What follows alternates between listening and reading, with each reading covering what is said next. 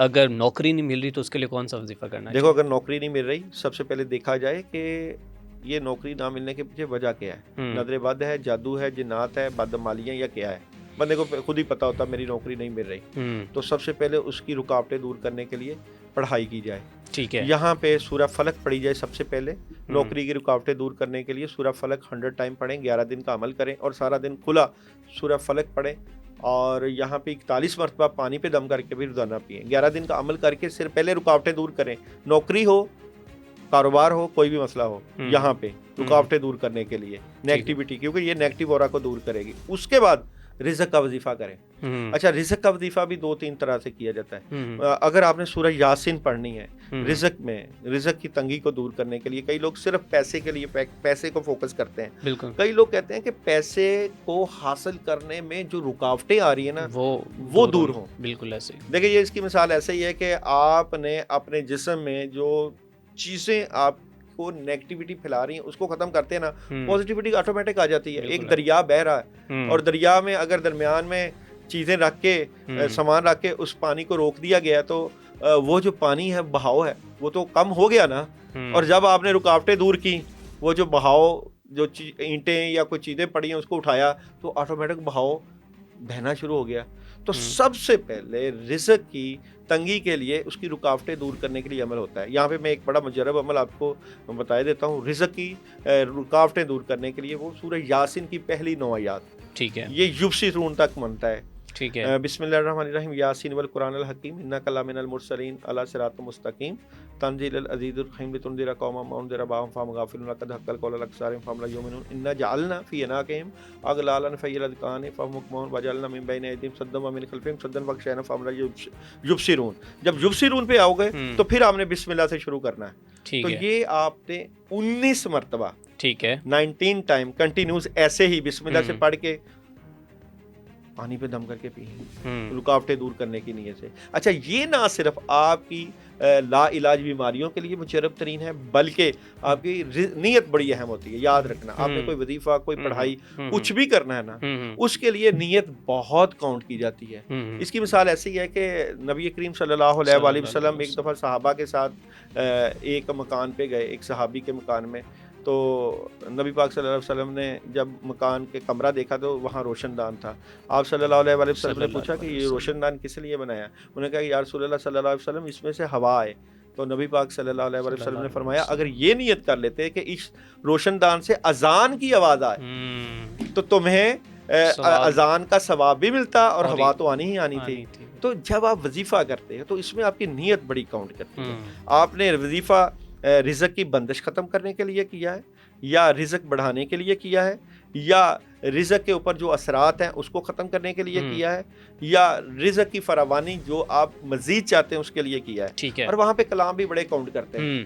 کئی وظیفے رکاوٹیں دور کرنے کے لیے کیے جاتے ہیں، کئی رزق بڑھانے کے لیے کیے جاتے ہیں، اور کئی رزق کی حفاظت کے لیے کیے جاتے ہیں. یار ایک بندے نے رزق حاصل کر لیا، اس نے گھر میں 5 لاکھ 10 لاکھ روپیہ رکھا، رات کو چور آ گیا، چوری کر کے چلا گیا، رزق کدھر گیا؟ رزق تو ضائع ہو گیا نا. اب حفاظت، اب وہ جو وظیفہ رزق کی حفاظت والا ہے وہ بھی رزق کے لیے بن گیا نا. تو اللہ تعالیٰ نے یہ چیزیں انسان کو ودیت کی ہیں. صاحب علم کے پاس جانا، صاحب علم سے پوچھنا کہ مجھے کیا پڑھنا ہے، کتنی تعداد میں پڑھنا ہے اور کس وقت پڑھنا ہے، یہ بہت کاؤنٹ کیا جاتا ہے.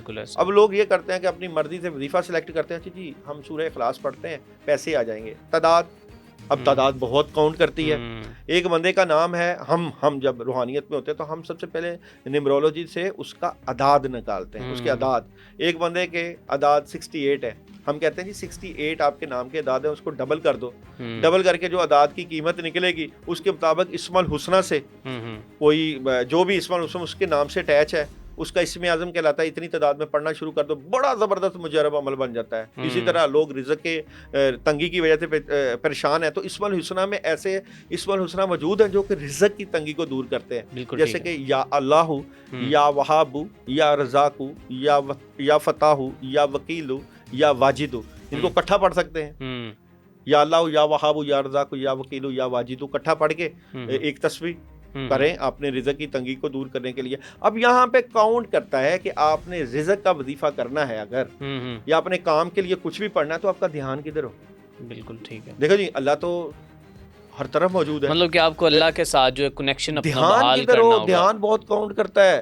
اللہ مشرق میں بھی ہے, مغرب میں بھی ہے, اللہ آسمان میں بھی ہے, زمین بھی ہے, شہر کے بھی قریب ہے, لیکن اللہ کو دیکھا تو کسی نے نہیں. اللہ کو قدرت سے اس سے پہچانا جاتا ہے نا اللہ ہے, تو آپ کا دھیان کدھر ہو. تو یہاں پہ ایک بڑا مسئلہ پیدا ہوتا ہے. یہاں پہ ہم بزرگوں کے پاس جاتے ہیں, اولیاء اللہ کے پاس جاتے ہیں, پھر ہم پوچھتے ہیں کہ جی ہمارا وظیفہ نہیں چل رہا, ہم تو پڑھائیاں کر کر کے تھک گئے, وظیفے کر کر کے تھک گئے, آخر مسئلہ کیا ہے, وظیفہ کیوں نہیں ہو رہا. تو پھر بابا جی یہ کہتے ہیں, کتابیں یہ کہتی ہیں, بزرگوں کا فیض یہ کہتا ہے کہ جی وظیفے کے لیے 4 دھیان بہت اہم ہوتے ہیں. وظیفے کے لیے 4 دھیان. اب 4 دھیان کیا ہے جن کی نیت کر کے, اچھا یہ لازمی نہیں رزق, صحت ہو, رزق ہو, شادی کی بندش ہو, کوئی بھی کام ہو, 4 دھیان کاؤنٹ کیے جاتے ہیں. نمبر 1, اللہ کے اوپر 100% بھروسہ, اللہ کے علاوہ کوئی کام نہیں کرتا, اللہ ہی سارے کاموں کو کرنے والے ہیں. 100% بھروسہ, پہلا دھیان.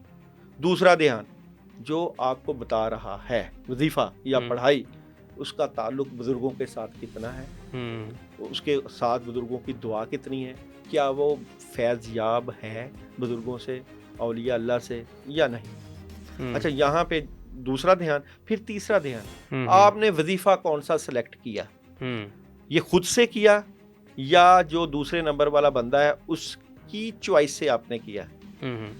چوتھا, جو آپ کا کام ہے اس کی طرف دھیان. 4 دھیان, اللہ پہ بھروسہ, بتانے والے کا بھروسہ, پڑھائی اور کام, 4 دھیان.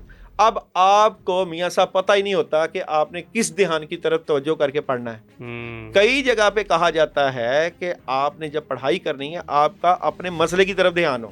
بالکل ایسا. اب آپ کیسے فیصلہ کرو گے, آپ نے تو وظیفہ یوٹیوب سے دیکھا, آپ نے تو وظیفہ ٹک ٹاک سے دیکھا, آپ نے تو وظیفہ چلتے اردو بازار گئے, کتاب پکڑی اور وہاں سے وظیفوں کی ایک اتنی موٹی ساری کتاب لے آئے, وہ کیا.